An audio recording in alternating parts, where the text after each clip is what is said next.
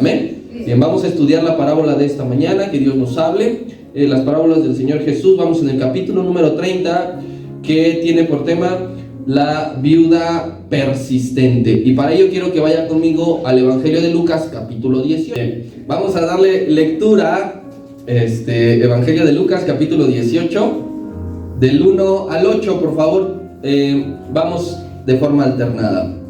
Dice así: también les refirió Jesús una parábola sobre la necesidad de orar siempre y no desmayar, diciendo: había una ciudad, pues que temía a Dios y respetaba a hombre.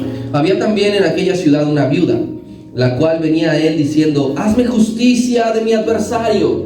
Y él lo hizo por algún tiempo, pero después de esto dijo dentro de sí: aunque ni temo a Dios, ni tengo respeto a hombre, sin embargo, porque esta viuda me molesta, le haré justicia, no sea que viniendo de continuo me agote la paciencia. Y dijo el Señor: oí lo que dijo el juez injusto. ¿Y acaso Dios no hará justicia a sus escogidos que claman a Él de día y noche? ¿Se tardará en responderles? Os digo que pronto les hará justicia, pero cuando venga el Hijo del Hombre, ¿hallará fe en la tierra? Bien, esta es la parábola de la viuda persistente. Quisiera preguntarle, y que algunos me contestaran, quien quiera hacerlo puede levantar su mano y decir: ¿qué es a lo que usted más ha animado a la gente? Así, una persona, yo a esta le decía constantemente esto. ¿Qué es a lo que más usted ha animado a alguien más? Pero el punto es, como podemos ver, animamos a la gente a muchas cosas y la gente nos anima a nosotros a otras tantas. ¿Y por qué nosotros decimos, por qué animamos a la gente, por qué nos dicen, por qué nos animan con frecuencia, con regularidad? Porque en el caso de que nosotros animemos a alguien, identificamos, y cuando nos lo dicen a nosotros, nos identifican que en algo no estamos prestando mucha atención, que hay una evidente ausencia de lo que nos están diciendo. ¿Sí? Si, por ejemplo, tomando el caso de mi hermana Leo, si ella le dice a los jovencitos que se alejen del vicio, de las drogas, es porque ella identifica que los tienen absorbidos, que los tienen tomados. Lo mismo cuando nos animan a algo a nosotros, es porque la otra gente ve que algo estamos dejando de hacer. La Biblia anima constantemente en ciertas áreas. Si usted recordará lo que dijo Dios por medio del profeta Isaías, dijo: busquen a Dios mientras pueda ser hallado. Él estaba animando a su pueblo a que lo buscaran. ¿Por qué? Porque no lo estaban buscando. Si hubiese un pueblo que busca a Dios, Dios no tiene la necesidad de decirle: búsquenme. Pero como el pueblo no estaba buscando a Dios, entonces tiene Dios que enviar a un profeta y decir: búsquenlo, porque hay un tiempo en el que ya no van a poder hallarlo. Entonces la Biblia constantemente está animando. Y Lucas, el evangelista de esta parábola, es un hombre que estimula a los cristianos a orar. No solamente los del tiempo de los discípulos, sino nosotros. Cualquier otro discípulo que abra las escrituras y vea esta parábola, es un claro mensaje de una estimulación para orar. Porque al pueblo de Dios tristemente nos cuesta trabajo orar. Lucas era el único evangelista que va a registrar esta parábola que tiene que ver con la oración. Pero no solamente ¿qué otro libro escribió el evangelista Lucas?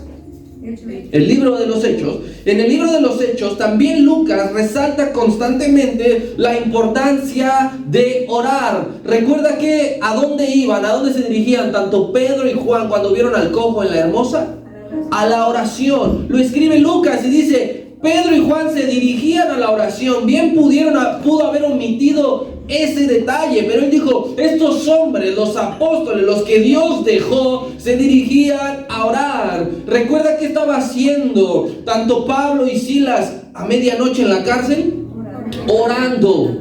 Bien pudo Lucas omitir, estaban allí y poner nada más cantando, pero dijo: oraban y cantaban. Entonces Lucas nos está estimulando. No omite esos detalles, porque Lucas conocía y veía el efecto poderoso de la oración sin fe. Y esta es una manera de animarnos a usted y a mí a que oremos.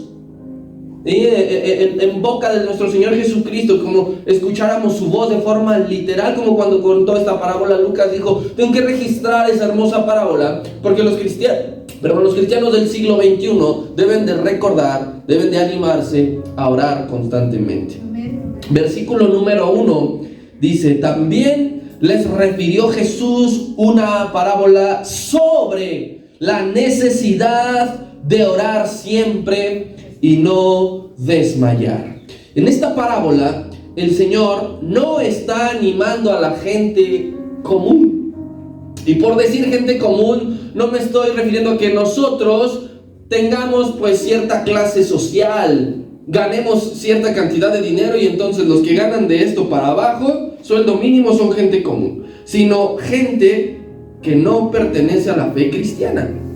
Esta parábola tampoco va dirigido a los fariseos. Ellos sí oraban. El Señor los veía y decía, por favor, no sean como estos, ¿sí? Que están en las plazas públicas, que se sientan en los primeros lugares de las sinagogas, que levantan sus manos y que casi gritan para que la gente vea que están orando, ¿sí? Entonces, ¿para quién es esta parábola? Porque no dice en el capítulo 18, dice también les refirió, pero ¿a quién? La respuesta viene, vaya usted a Lucas 17:22, porque a partir de allí, Lucas 17:22, todos esos versículos del tema de que le está hablando el Señor, de la venida del reino de Dios, dice así el 17:22, y dijo ¿a quiénes?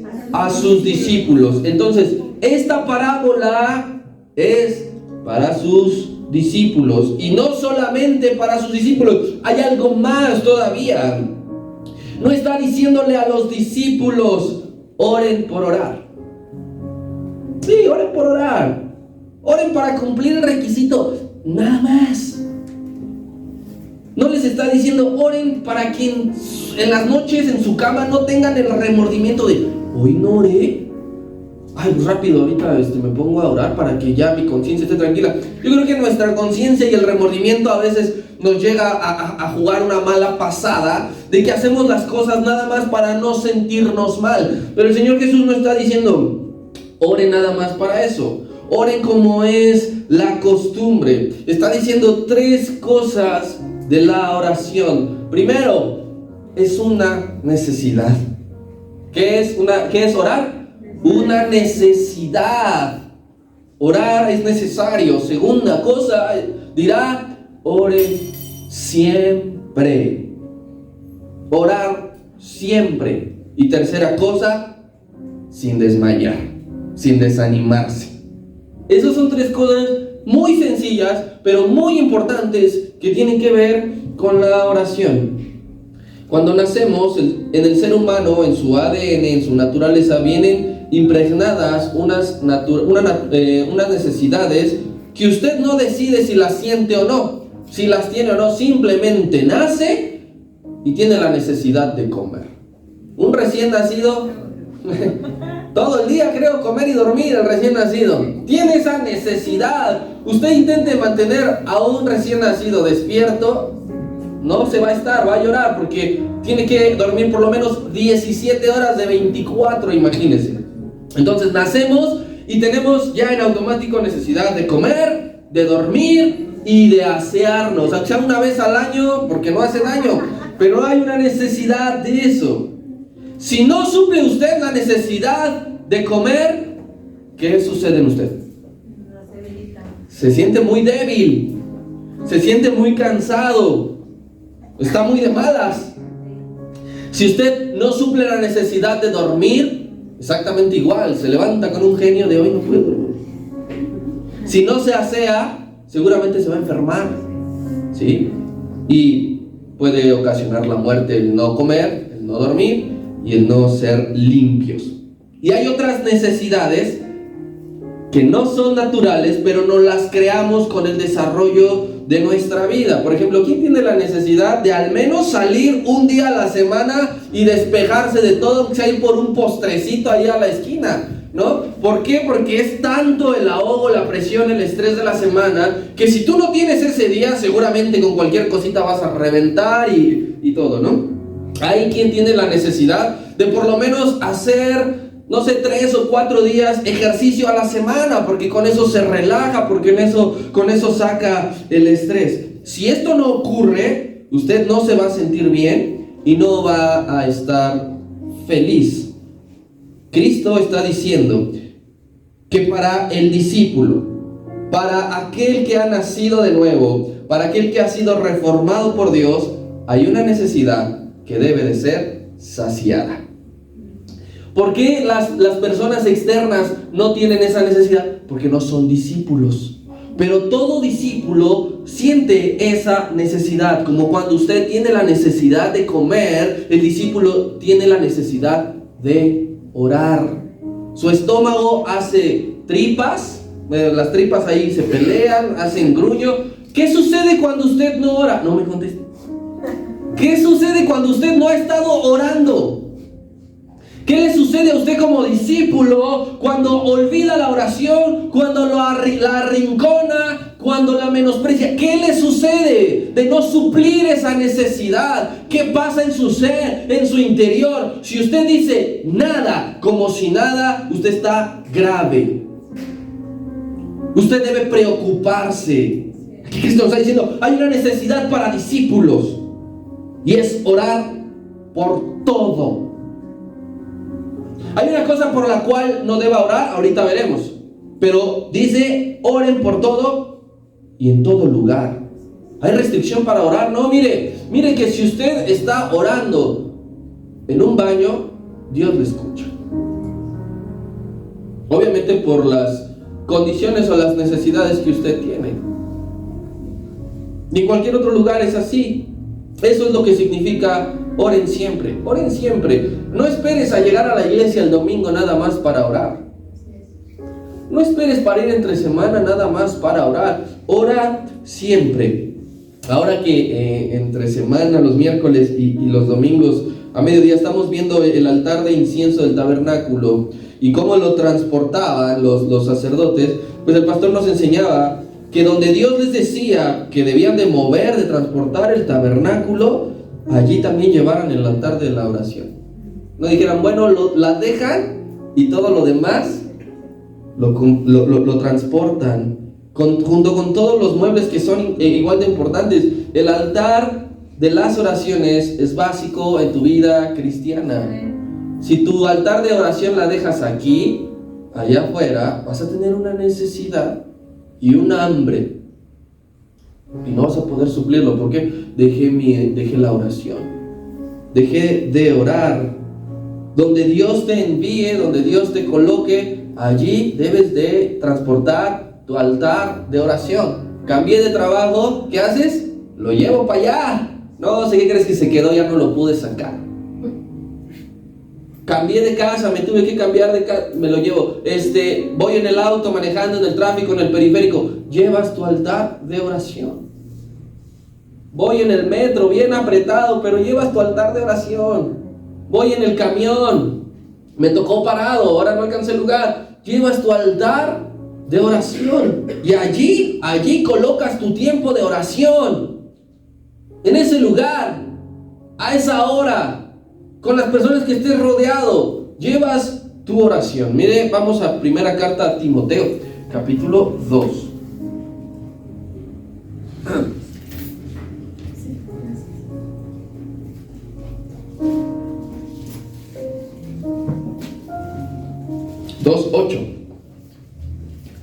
Está escribiendo el apóstol Pablo, solamente veremos hasta la tercera coma y dice así: quiero pues que los hombres oren en todo ¿qué? Lugar.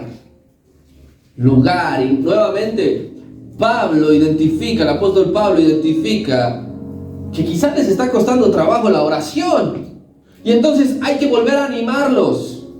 No sé con qué regularidad usted le anima a la gente o a usted le animan, pero aquí el apóstol Pablo no creo que haya sido la primera vez que les decía: oren en todo lugar. Se creaban quizá una falsa imagen de que la oración únicamente es dentro del templo, o que nada más valía dentro del lugar de reunión, ¿no? Les dijo, oren en todo lugar, no hay restricción. No hay un lugar prohibido, no hay un lugar donde digas, es que aquí no puedo orar porque mi compañero pone estereojoya bien fuerte y no me concentro. Yo no puedo orar a las 7 de la noche porque ya empezó la hora de Luis Miguel y no, me pongo a cantar en lugar de orar. Oren en todo lugar, en todo lugar. Seamos sinceros. ¿Cuántos lugares competen nuestra vida cotidiana? ¿4 o 5? No vayamos a decir, no, es que me mueven y yo estoy de aquí para allá y no sé dónde ahora me toque, que no sé qué, que no hay pretexto. Casa, trabajo, escuela, no sé, cafetería, o esos 4 o 5 lugares en que se resume tu movilidad semanal. Allí lleva tu oración. Cuando vas a un restaurante, ¿te has atrevido a orar? O decir, no, hombre, a ver quién me está viendo. Allí también, Señor, gracias por este alimento y bendice las mesas también de los que están alrededor, porque llevas tu oración. Fíjese que yo estaba buscando unas cosas para mi trabajo de investigación y me encontré con un artículo que se publicó hace un par de años, una periodista en los Estados Unidos llamada Claudia Meléndez. Y su artículo me llamó mucho la atención porque lo tituló ¿La oración ya pasó de moda? Luego dije, esto me gusta. Y en ese artículo ella arroja cifras alarmantes después de una investigación. Y aquí le van. Más del 65% de la comunidad cristiana reconoció orar solamente entre 2 y 3 días a la semana. Un promedio total de 45 minutos. O sea, de esos 3 días, junta 45, no 45 cada día. 65% de los que se dijeron cristianos en los Estados Unidos dijeron, yo nada más oro 2 o 3 días a la semana y no más de 1 hora. Y contrasta mucho porque después les pregunta, ¿y cuánto ves tu televisión y tu celular? Y dijo, 6 horas. Pero aquí viene lo peor. Esto fue más o menos, Un 15% reconoció orar todos los días, promedio de 30 minutos diarios. 15%. Un 20% aceptó no orar nunca fuera de la iglesia. ¿Aceptar decir? La verdad no. Y quienes más lideran el rubro del 20% de que no ora fuera de la iglesia son los jóvenes. Entre 13 y 25 años dijeron, no usamos el recurso de la oración. Y ahora yo te pregunto a ti, ¿qué tan importante es la oración en tu día? En tu día, ¿qué tan importante es la oración? ¿Qué lugar le das? No, yo no salgo de casa si no desayuno, pero sí sales de casa si no oras. No, yo no salgo de casa si no me baño y me maquillo y me peino y me echo perfume. Pero si sales de casa si no oras. Seamos honestos con nosotros porque esto nos está hablando a nosotros. ¿Qué importancia tiene la oración? Forjar una vida de oración quizá no sea de las cosas más sencillas al principio. Cuesta trabajo. Uno lucha por dormir 5 minutos más, porque ya me duelen las rodillas, porque estoy enojado, no quiero orar, porque ya me acordé que me hicieron esto.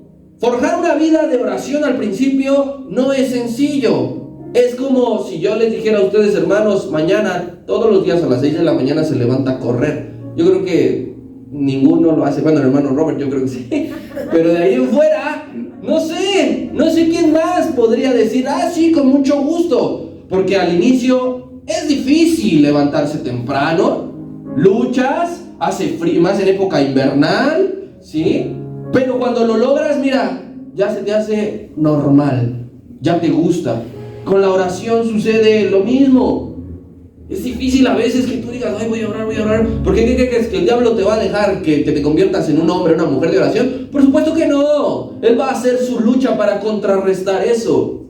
No es una de las cosas más sencillas, pero es vital forjar una vida de oración. Es vital para el discípulo, para el cristiano, tener una vida de oración, por poderlo perder todo, menos dejar de orar. Daniel lo hacía sin falta 3 veces al día. Y quizá al principio no era tan simple para él. Pero imagínese usted 3 veces al día. Orar en la mañana, en la tarde, en la noche. Yo sé que su trabajo de Daniel le permitía ir a su casa, que era donde oraba. Pero donde usted trabaja, ¿cuántos tienen un baño donde usted trabaja? Todos, ¿verdad? ¿Podría meterse allí un momento para orar? Sí. En la mañana está en su casa, en la noche está en su casa. Quiero creer. No, sí estoy. Puede orar. Nada más porque está tu mamá a un lado.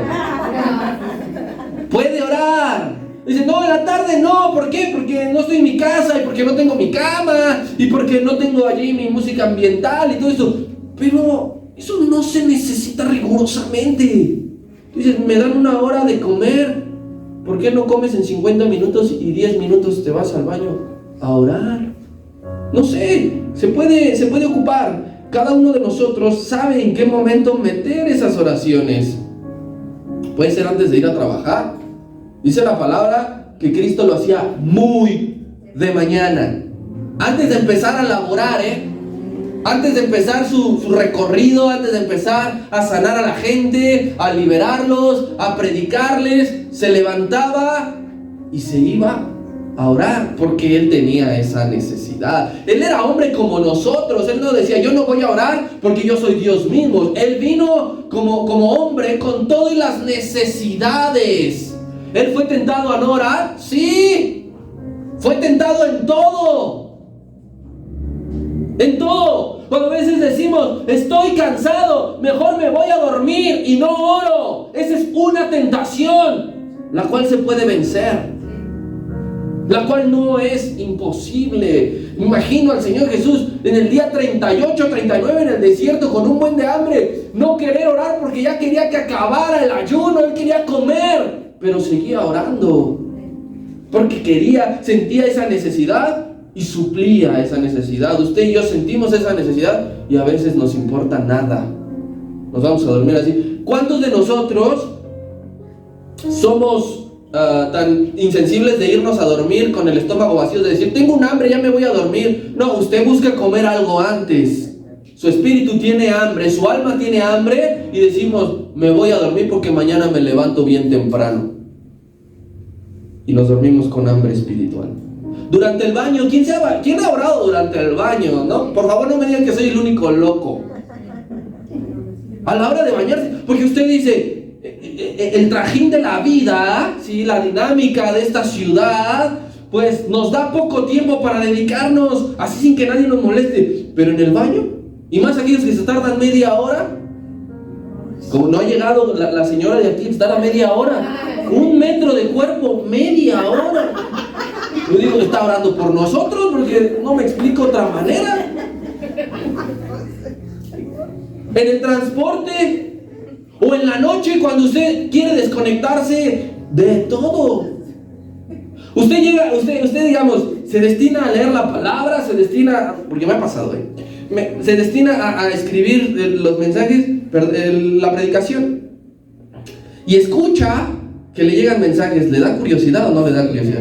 Y entonces se desconecta a ver quién, a ver qué. Entonces en la noche, si usted va a orar, apártese de todo eso, apague el celular, o déjelo olvidado, o guárdelo, o dele a alguien y no me lo des, por favor. Y métase. Pero de que se puede, sí se puede, ¿verdad? El punto es entender que la falta de oración, hermanos, es la causa de que nuestra vida no esté funcionando. Dices, oye, mi vida no anda bien. Vuelvo y vuelvo a tropezar, vuelvo y vuelvo a equivocarme, no me salen las cosas bien. Hay una evidente falta de oración en tu vida. Porque si tú en oración le dices al Señor que te guíe, siempre habrá éxito. Y por éxito no me digo que todos los días te vas a sacar la lotería y que no te va a pasar nada malo. No. Que siempre Dios te va a guiar por donde Él quiere que vayas. Pero es necesario orar. Dejar ya de nosotros pretender que sabemos manejar nuestra vida, llevarla. No, yo soy Juan Camané, por aquí me voy. Ora al Señor y dile: guíame en este día, ve por día, hermano. No eres, ya voy a orar de aquí hasta que tenga 50 años y ya. No, ora al día. Porque dice la palabra, el mismo Señor Jesús dijo: cada día trae su propio afán. Si tú no oras por lo que va a ocurrir en el día, presa fácil. Con una cosita que ya no me alcanzó para esto, ay, se viene este pago, ay, ahora me duele aquí. Con esos pequeños detalles ya se echó a perder todo tu día. ¿Por qué? Porque ya te afanaste, porque ya te afligiste, porque ya te entristeciste, porque ya te airaste y pecaste. Y entonces hay que decirle al Señor: no sé qué va a pasar dentro de una hora, pero por favor sé tú mi guía. No sé a quién me voy a encontrar, no sé qué voy a pasar, no sé qué va a suceder, Señor, pero pongo en tus manos todo este día. La palabra de Dios dice que a su pueblo bendice en su entrada y su salida, que te bendice en el campo y en la ciudad. Entonces, pero hay que orar. Vamos a ver, es que ese versículo 1 da para muchísimo, pero vamos a meternos a la parábola, al ejemplo. Dice del 2 al 5, diciendo: había en una ciudad un juez que ni temía a Dios ni respetaba a hombre. Usted, por favor, ayúdeme con el 3. Había también en aquella ciudad una viuda, la cual venía a él diciendo: hazme justicia de mi adversario. Y él no quiso por algún tiempo. Pero después de esto dijo entre sí: aunque ni temo a Dios ni tengo respeto a hombre. Usted el 5. Sin embargo, porque esta viuda me es molesta, le haré justicia, no sea que viniendo de continuo me agote la paciencia. Con esta historia el Señor Jesús nos hace ver el efecto de la oración. Que orar trae un efecto. A usted le duele la cabeza, se toma una pastilla y tiene un efecto. A veces inmediato, las que son mejorcitas, y otras veces tardan un poco. Usted en estos tiempos de influenza se agripa, se pone unas inyecciones y tienen un efecto, le alivian. La oración, dice el Señor, no es nada más orar, sino tienen que entender y ver por qué es necesario orar, porque trae un efecto a tu desánimo. Porque orar trae un efecto a tu falta de fe. Porque orar trae un efecto a tus cargas. Entonces, si a ti te duele la cabeza y eres de tomar algún medicamento porque está horrible el dolor y lo haces creyendo pues en la ciencia, en la medicina, ¿por qué no creer que la oración tiene un efecto cuando fue Dios quien lo dijo? Cuando fue el Señor Jesús quien está diciendo: ora. Yo me imagino desesperado al Señor en los cielos diciendo: ora, tan solo ora, dobla tus rodillas, cierra la puerta, métete en tu lugar secreto. Y esa es la respuesta. Pero no, nosotros seguimos aferrados, parados, pateando, yendo, entrando, saliendo, todo menos orar. Y dice que había un juez de cierta ciudad que era un muy mal juez. Sabía que Dios existía. ¿Por qué no reconoce? No respeto a Dios, no honro a Dios. Sabía que Dios existía. Muchos hombres de allá afuera no es que no crean que Dios existe, es que saben que Dios existe, pero aún así no quieren obedecerlo. Incluidos los presidentes, los políticos, los gobernadores, los de la policía. No temía a sus principios de portarse bien, de hacer justicia. Era un hombre corrupto, robaba. Señor Jesús no tenía problema en eso. Ya usted ve con Zaqueo. no tenía problema con los que estaban en altos cargos en atenderlos, aun fueran corruptos. Y este hombre, este juez, sobre todo, no atendía las demandas del pueblo, ¿sí? O sea, para variar, como cualquier otro. Hay muchos casos, muchas historias, muchas noticias en que la gente va con el mismo presidente en las manifestaciones a decirle: hágame caso, mi hijo desaparecido, mi hija no está, no regresó a la casa, y constantemente hacen lo que sea. Bien podría ser cualquier juez del mundo, no sabemos de qué ciudad, y más pues un juez mexicano, no sé, de Morena podría ser, con todas esas características morenistas. No se preocupaban por la justicia. Estos jueces, aún actual, no se preocupan por la justicia.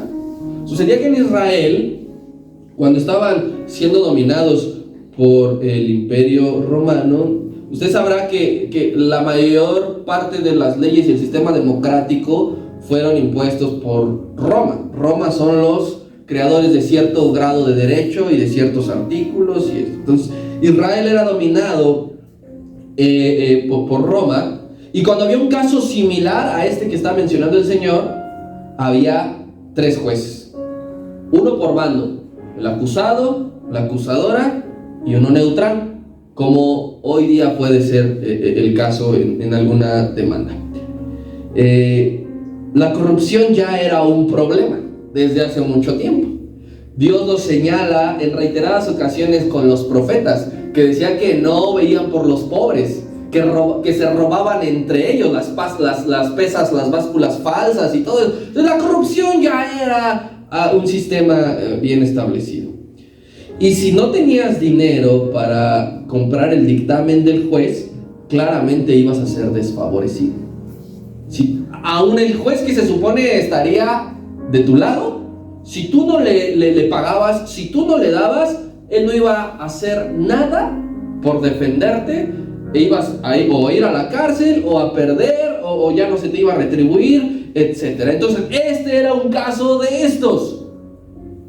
Esta viuda no tenía ningún recurso, ni social ni económico, con qué poder decir: ayúdame, mira, te pago, te doy, tus honorarios los cubro, necesito que estés de mi lado, que me defiendas. Esta viuda no era nadie, era una persona sola. Hemos visto, por ejemplo, en los libros de los reyes, el milagro de la viuda en tiempos del profeta Elías. Era pobre, tenía su hijo. ¿Cómo eran las viudas? Pobres. Esta era una de ellas.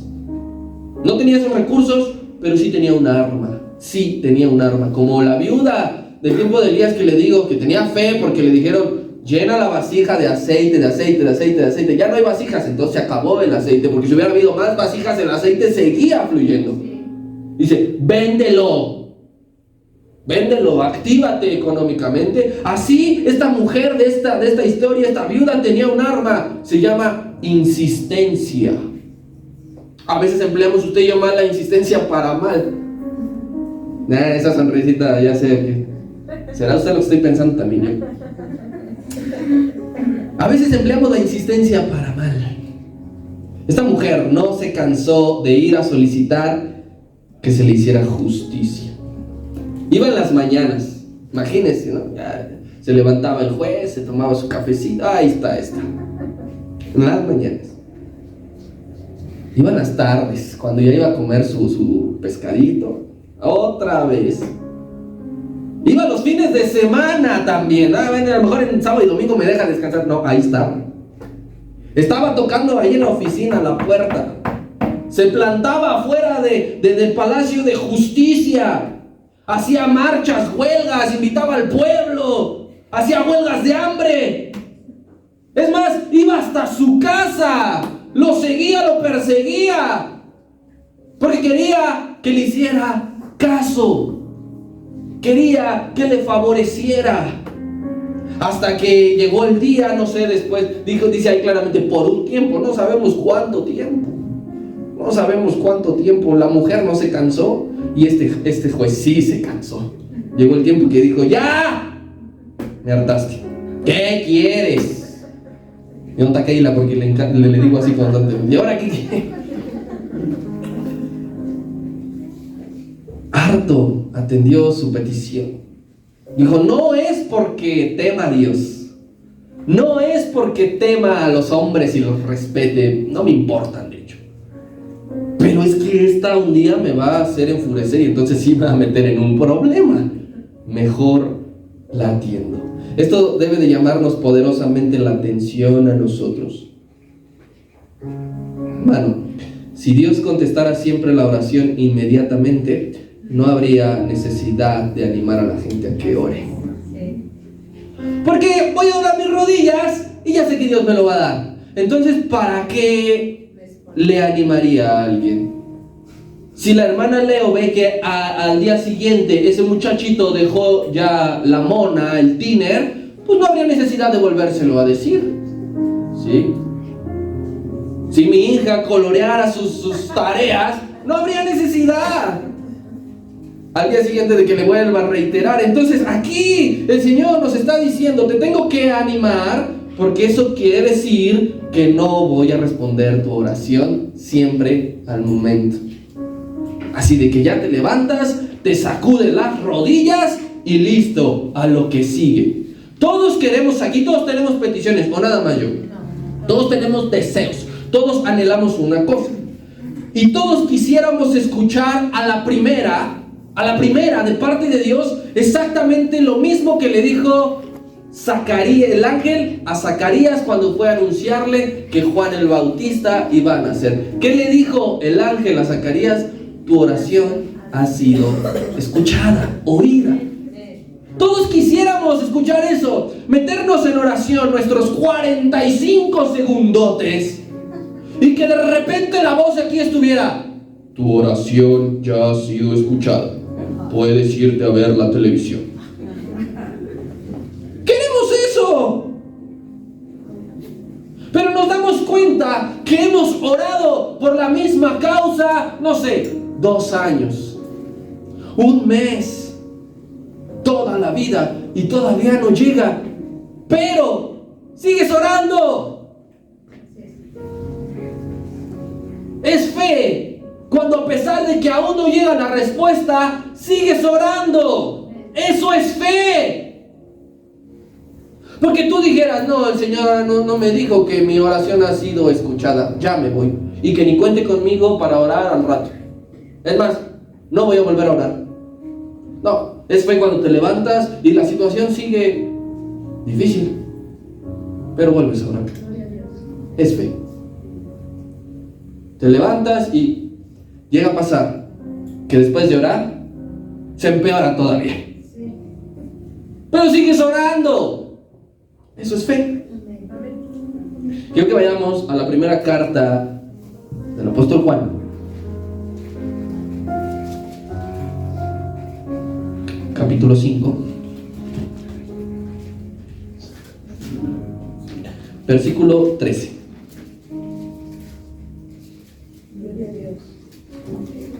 ¿Todos estamos ahí? ¿Ya llegó? Amén. Dice la palabra de Dios: estas cosas os he escrito a vosotros que creéis. Estas cosas van para los que creen en el nombre del Hijo de Dios, para que sepáis que tienen vida eterna y para que creáis en el nombre del Hijo de Dios. Y esta es la confianza que tenemos en Él, que si pedimos alguna cosa conforme a su voluntad, Él nos oye. Y si sabemos que Él nos oye en cualquier cosa que pidamos, sabemos que tenemos las peticiones que le hayamos hecho. Aquí la fe consiste primeramente en que Él siempre te va a escuchar conforme a su voluntad. Él siempre te va a escuchar. Eso por default. De aquí a que haga lo que le estás orando es otra cosa. Pero tienes que tener la fe de que cuando oras siempre, en todo lugar, Él siempre te está escuchando. Aunque todavía no responda. Y dice el apóstol Juan, y esta es la confianza que tenemos en Él, pero voy a invertirla. Quien no ora es porque no confía en Él. Yo me paso la vida a la gente diciéndole, me lleno la boca diciéndole que creo en Dios, pero no oras. En realidad no confías en Él. En realidad tu confianza no está puesta en Él, porque si confías, hay que orar. Hay que orar, y orar, y orar, y orar. Hay solamente una causa por la cual tenemos que dejar de orar específicamente por algo. Solamente hay una causa, y es cuando Dios ya te ha dicho que no. Si Dios ya te ha dicho que no, deja de orar. Es la única manera en que tienes que dejar la oración. Esa oración en específico. No sé, un cambio de trabajo. No, porque allí voy a hacer algo yo grande. Es que ya no me alcanza, es que falta cubrir ciertas necesidades. No, porque yo te voy a utilizar. Entonces es la única forma en que tú debes dejar de orar por eso. Sácalo del momento de oración, de la lista, táchalo, rómpelo, olvídate de él. Es la única manera. ¿Recuerdas cuando Moisés, Dios le dijo a Moisés en el monte, tú no vas a pasar a la tierra prometida? Y él insistía. Y le volvía a decir, hasta que Dios enojado le dijo, ya no me hables más de este tema. No es no. Es la única forma en que tú tienes que dejar de orar. Es cuando empleamos mal la insistencia. No, ya me dijo que no. ¿Cómo no? Como que me llamo Juan Pérez. Y vas a ver cómo le saco y cómo consigo y cómo lo logro. Y aunque me digan que no, yo soy de los que se aferran. No, cuando Dios ya te ha dicho que no, deja de orar. Pero si no es por esto, si Dios no te ha dicho que no, sigue orando, sigue clamando, sigue pidiendo, sigue intercediendo, sigue levantando tu voz. Una de las causas por las cuales Dios no contesta la oración es bien simple, es porque quiere que sigamos en comunión con Él. Y no es que Dios esté jugando con nosotros como el gato con una bola de estambre, pero Él nos conoce, hermanos. Él conoce nuestro corazón y sabrá que muchos de nosotros recibiendo aquello nos vamos a terminar alejando y dejar la oración. Entonces, la negativa de Dios momentánea es para que tú sigas orando, para que permanezcas orando hasta que Dios vea que ya estás listo, que recibiéndolo seguirás orando para agradecer. No fue el problema ese de los 9 leprosos. Tuvieron la fe para pedirle al Señor, límpianos, pero no tuvieron la fe para agradecerle. Solamente uno. Entonces Dios está reteniendo la respuesta a tu oración porque quiere que sigas orando, porque quiere que sigas pidiendo, porque con la misma fuerza, con la misma efervescencia, con el mismo amor, con el mismo gozo. Eso es lo que Dios necesita. Vayamos versos 6 al 8, que dice, y dijo el Señor, ya había terminado la parábola y ahora viene la enseñanza. Oíd claramente, pongan atención a lo que dijo el juez injusto. ¿Y acaso Dios no hará justicia a sus escogidos que claman a Él de día y de noche? ¿Se tardará en responderles? Os digo que pronto les hará justicia. Cuando venga el Hijo del Hombre, ¿hallará fe en la tierra? Y la comparación aquí no es que Dios sea un juez injusto. No es eso. Sino, ¿recuerdas cuando vimos la parábola del mayordomo infiel? Cuando el Señor resalta la sagacidad que tuvo. Es lo mismo ahora. Cristo está destacando una acción. La insistencia. La insistencia en fe. La insistencia de sus discípulos, la insistencia de sus hijos, la insistencia de su pueblo, la insistencia de su iglesia para hacer su voluntad, para agradarle, para ser agradable a sus ojos. Esa es la insistencia que tenemos que mostrar, y que el Señor prácticamente dice, muchas veces desearía que mi pueblo tuviera la insistencia que tuvo esta mujer. Desearía, cómo me gustaría ver a iglesia embajadores de Cristo con las rodillas dobladas, las manos levantadas, diciendo, Señor, ayúdanos. que perecemos. Quiero que notemos una cosa bien importante, un detalle. La viuda no pedía para sus deleites. ¡Ay, juez! Dame el permiso para poder poner mi negocio y entonces volverme rica y millonaria e irme de este país. No estaba pidiendo para sus deleites, pedía por la injusticia de la cual había sido objeto. No sé, a lo mejor le mataron al marido. No tenía pensión, ¿no? Puede ser alguna de estas cosas. Y entonces, como injusticia, usted y yo debemos de interpretar los días malos. Cuando no hay un día bueno, puede ser esa injusticia que a veces nosotros sintamos. Pero si yo oro, pero si yo me congrego, pero si yo ofrendo, pero si yo trato de hacer bien a los que puedo, ¿por qué me vino esto? O nada más lo he dicho yo.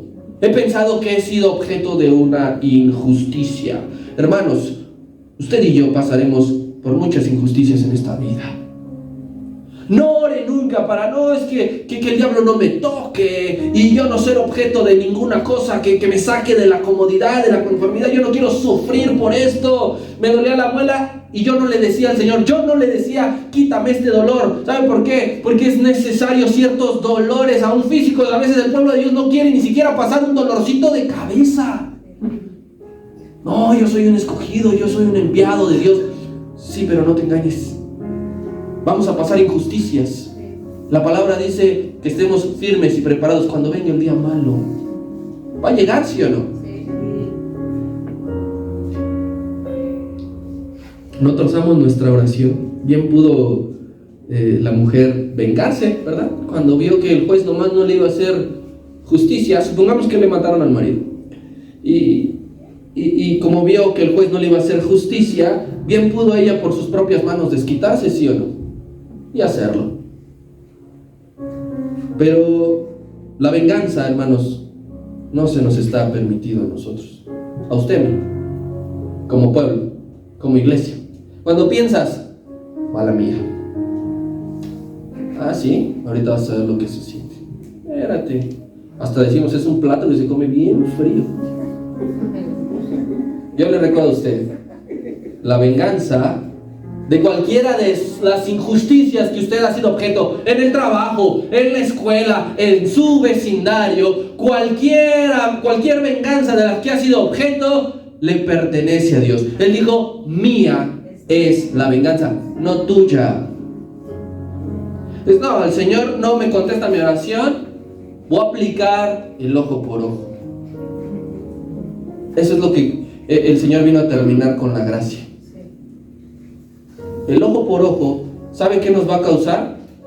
Dejarnos a todos ciegos. Porque ya me lo saqué yo, pero yo se lo saco a alguien más y nos deja ciegos. Entonces, el que la viuda no haya pedido para sus deleites significa, para usted y para mí, no ores en la carne, hermano, por favor. Porque es otra cosa, no, yo sí oro, sí, pero nada más la pasas orando para tu carne. No ores en la carne, no ores vanidosamente. Esas oraciones nos encantan, nos fascinan. La Biblia dice que pensemos en todo lo que es digno, en todo lo que es justo, en todo lo que es puro, y por esas mismas causas hay que orar. Tú piensas en lo que es bueno, ora por lo que es bueno. Pero no, nada más queremos para la carne, y que Dios me permita este año conocer aquí, ir allá. ¿Y cuándo vas a orar? Que Dios te permita abrir tu boquita y le prediques a uno en tu vida. ¿Cuándo vas a orar por eso? No, yo nada más quiero salir, y quiero ir, y quiero tener, y quiero probar. En ese artículo que te mencioné de la oración ya pasó de moda, también mencionan los temas más concurridos por los cuales la gente está orando. Y la lista es esta: por autos, viajes, casas, y hasta el final vienen transformación de mi vida, por mis líderes y por el evangelio del mundo. ¿No? Primero la carne, ¿verdad? Y si me sobra, ya es tiempo de mi novela. Ya no pude orar otra vez por mi pastor. Total, tiene muchos que han de estar orando por él, haciendo vallado, intercediendo. No, ya es hora de mi comida, como estoy en dieta, no, el nutriólogo me dijo que respete mis horas, ni modo. Ya no voy a orar por mi carácter, que me sigan aguantando en embajadores así. Ah, pensé que yo iba a decir amén, no sé. Hermanos, la iglesia ha dejado de orar. Y en medio de la adversidad ha desmayado. Por eso es que dice aquí sobre la necesidad de orar siempre y no desmayar. Pudo haber omitido siempre y no desmayar. Nada más decir sobre la necesidad de orar. O sobre orar. No, pero dice, hay una necesidad de orar, que tengamos que ser siempre y que sea sin desmayar. Yo me imagino a esta mujer, Ana, que no podía concebir, que le hacía burla a su rival. Yo ya di 3, 4 hijos, tú no puedes dar uno. Yo soy más mujer que tú. Y esa mujer, con todo y ese desfallecer de su corazón, iba y oraba. Así que si tú estás desfallecido en tu corazón, no es pretexto para dejar de orar. No me siento bien, no tengo fuerzas, necesito esto, requiero aquí, no estoy en mi mejor estado. No, a pesar de eso, ora siempre. Oremos siempre. Vamos a prepararnos ya para pasar. Hay una necesidad de orar siendo constantes, sin desanimar. No nada más una necesidad de orar. No nada más una necesidad de orar siendo constantes. Hay una necesidad de orar constante, sin desmayar. Cuando venimos aquí, los días, por ejemplo, de jornada de oración, los miércoles, y oramos por el gobierno, y oramos por las leyes, y cuando salimos vemos en las noticias que ya han aprobado otra cosa, que nos van a afectar, eso no nos tiene que desmayar. A la siguiente jornada de oración, ¿qué cree? Hay que volverle a meter, hay que volver a orar, hay que volver a pedir, porque eso es lo que nos enseña la palabra, orar por el lugar donde se encuentran. Oren por los que están en preeminencia. Pero si tú no conoces las escrituras, no vas a saber por qué causas orar. Aquí viene todo. Ora por tus enemigos. Ora por tu adversario. Ora por el que te persigue, por el que te maldice, por el que te ultraja, por el que te robó, por el que te estafó. Ora por esos. Eso no es orar por la carne. Yo sé que todos aquí tenemos algo allí pendiente. ¿Has estado orando para que la salvación alcance a algún familiar? Sigue orando. Porque llegue la salvación a tal primo, a tal tío, a tal... Sigue orando. ¿Has estado orando por un crecimiento en tu iglesia? Y aunque no lo veas, sigue orando. No desmayes. ¿Has estado orando por ti? ¿Por tu persona? ¿Has estado orando quizá por un trabajo donde Dios pueda usarte también? No desmayes. Sé como esta viuda persistente, no dejes de hacerlo. Has abandonado muchas oraciones quizá. No vi respuesta, no hay causa por qué orar. Recupera esas oraciones, te animo a que retomes esas oraciones que dejaste en el baúl de los recuerdos, que ya ni siquiera te acordabas. Yo te tengo una noticia: Dios se acuerda de cada una de tus oraciones. El quien las olvida eres tú, quien las olvida soy yo, pero Él no. Claramente dijo el Señor Jesús que Dios siempre contestará a su tiempo, no al nuestro, no al mío. Pero es una clave añadir a toda tu oración que se haga tu voluntad y no la mía. El Señor Jesús quería ser librado de todo eso traumático que iba a pasar en su cuerpo. Quería ser librado. Pasa de mí esta copa. ¿Cuántas veces no le ha de haber orado diciéndole lo mismo? No me dejes pasar esto, Padre. No me dejes vivir con esto.